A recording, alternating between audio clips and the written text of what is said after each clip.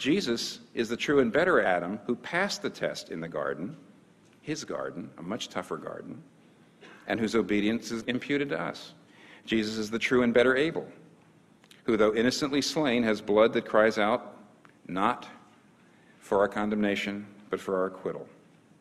Jesus is the true and better Abraham, who answered the call of God to leave all the comfortable and familiar and go into the void, not knowing whither he went.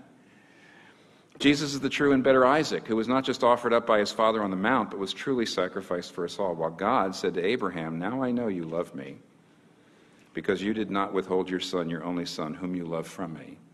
Now we, at the foot of the cross, can say to God, "Now we know that you love me, because you did not withhold your son, your only son, whom you love from me."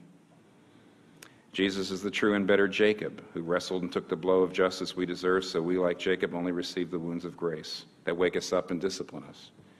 Jesus is the true and better Joseph, who is at the right hand of the king and forgives those who betrayed and sold him and uses his power to save them. Jesus is the true and better Moses, who stands in the gap between the people and the Lord and who mediates a new covenant. Jesus is the true and better rock of Moses, who, struck with the rod of God's justice, now gives us water in the desert. Jesus is the true and better Job. He's the truly innocent sufferer who then intercedes for and saves his stupid friends. Is that a type? See, that's not typology, it's an instinct. Jesus is the true and better David, whose victory becomes his people's victory, though they never lifted a stone to accomplish it themselves. Jesus is the true and better Esther, who didn't just risk losing an earthly palace, but lost the ultimate heavenly one, who didn't just risk his life, but gave his life.